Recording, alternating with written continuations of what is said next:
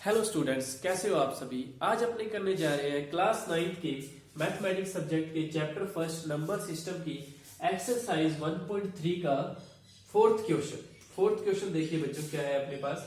Fourth question है अपने पास 0.9999 dash dash. इसको अपने को फ्रैक्शन की फॉर्म में कन्वर्ट करना है, p बाई क्यू की फॉर्म में कन्वर्ट करना है 0.9999 को। तो सबसे पहले अपने क्या करेंगे, इसको एक्सलेट कर लेंगे। आपने प्रीवियस वीडियोस के अंदर देखा होगा कि बार वाले जो क्वेश्चन है उनको अपने फ्रैक्शन में कन्वर्ट किए थे, तो ये भी सेम वही है।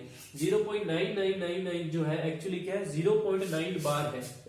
ये 0.9 बार की फॉर्म में है, तो 0.9 बार है, इसको अपने फ्रैक्शन में कन्वर्ट करते हैं। तो इसको सबसे पहले एक्सलेट कर लेते हैं, x इक्वल 0.9999 और इसे इक्वेशन 1 दे देते हैं, लेट अर्थात हिंदी में माना।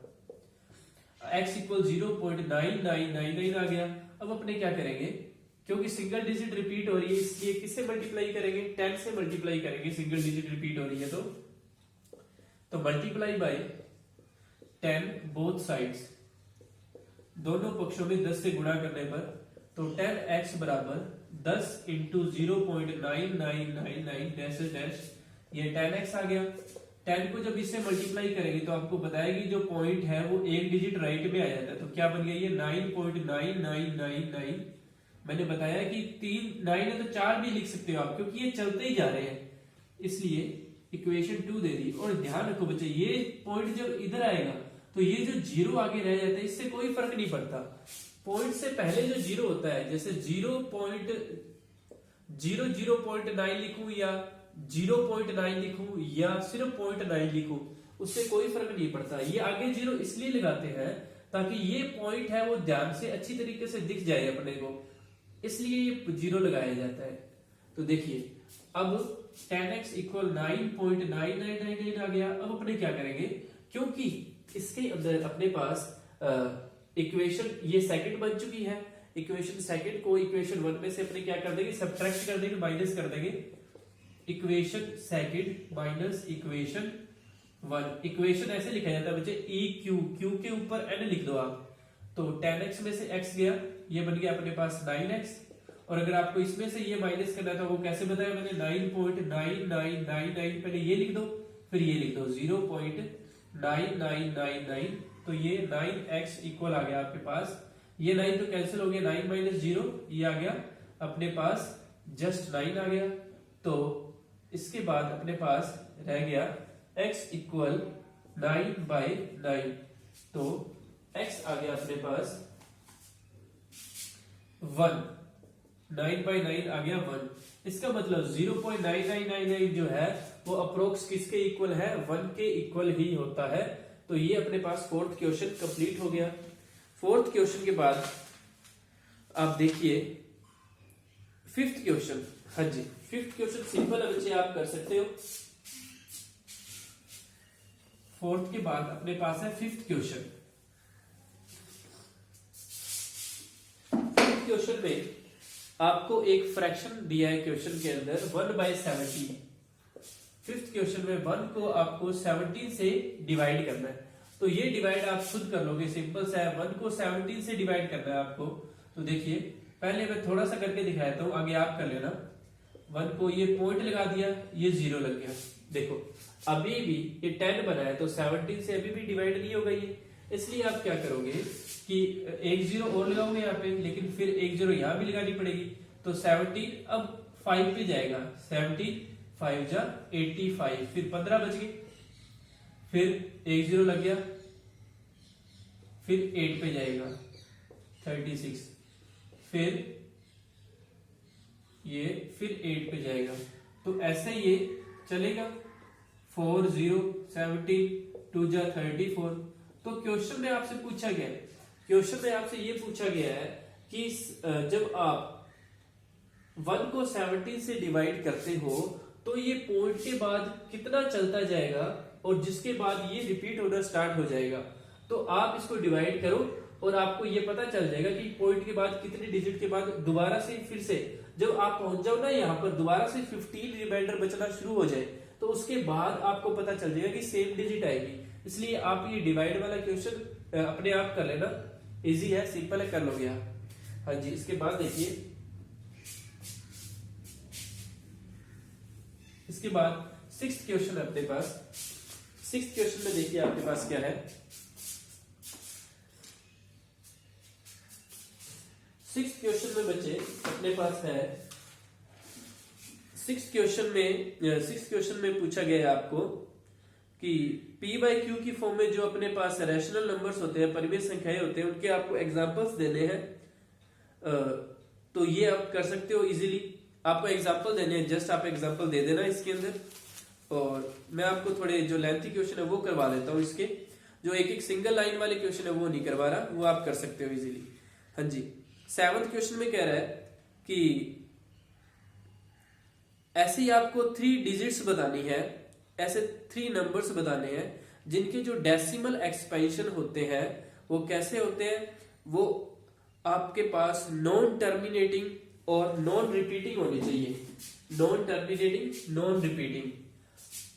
क्वेश्चन नंबर 7 के अंदर आपसे पूछा गया है ऐसे डिजिट्स बताओ, ऐसी आपको डिजिट्स बतानी है जिनका डेसिमल एक्सपेंशन क्या हो, नॉन टर्मिनेटिंग यानी खत्म भी ना हो, और साथ में क्या हो, non repeating, non terminating, non repeating. तो बच्चे मैंने आपको बताया था √2 इरेशनल नंबर्स जो होते हैं, इरेशनल नंबर अपरिमेय संख्याएं जो होती है, उनके जो प्रसार, जो एक्सपेंशन होते हैं वो हमेशा कैसे होते हैं, नॉन टर्मिनेटिंग होते हैं और नॉन रिपीटिंग होते हैं। जैसे √2 का आंसर होता है 1.414 डैश डैश डैश, आगे चलता जाता है। ऐसे √3 का आंसर क्या होता है 1.73 डैश डैश, ये भी चलता जाता है। ऐसे ही आप जब √5 निकालोगे तो ये भी कितना आएगा 2.27 समथिंग, ऐसे चलता जाता है। तो ये जो ऐसी ये डिजिट्स है, जो आपसे पूछे नॉन टर्मिनेटिंग, नॉन रिपीटिंग, तो उसके अंदर आप इरेशनल नंबर लिख दिया करो कुछ भी, √2, √3, √5, और आप ये भी लिख सकते हो अपनी मर्जी से, non terminating, non repeating 1.4, 13, 15 dash dash, कुछ भी एक जैसा रिपीट नहीं हो रहा तो अपनी मर्जी से लिखना है आपको, तो आप जो मर्जी लिख सकते हो। ये क्वेश्चन नंबर 7 था। आपको जस्ट इतना ही बताना था कि नॉन टर्मिनेटिंग यानी कि डिवाइड भी खत्म ना हो और रिपीट भी ना हो। देखो रिपीट, कोई डिजिट रिपीट नहीं हो रही इसके अंदर। ये भी √5 का आंसर 2.27 समथिंग आएगा, इसलिए आप इसमें भी रिपीट नहीं होता क्योंकि ये इरेशनल नंबर है, अपरिमेय संख्याएं हैं। ठीक है बच्चे, ये 7th क्वेश्चन था अपने पास, सिंपल सा था। इसके बाद 7th क्वेश्चन के बाद आपके पास एक क्वेश्चन है, क्वेश्चन नंबर 8। क्वेश्चन नंबर 8 में देखिए क्या कह रहा है।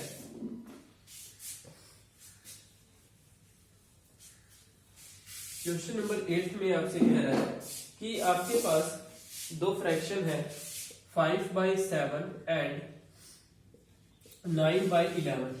5/7 एंड 9/11 के बीच में आपको कैसी डिजिट बतानी है, आपको 5/7 एंड 9/11 के बीच में जो इरेशनल टर्म्स आ रही है, अपरिमेय संख्याएं आ रही है, वो बतानी है। तो बच्चे ये सिंपल क्वेश्चन है, बस आपको ये देखना है कि 5/7 होता क्या है।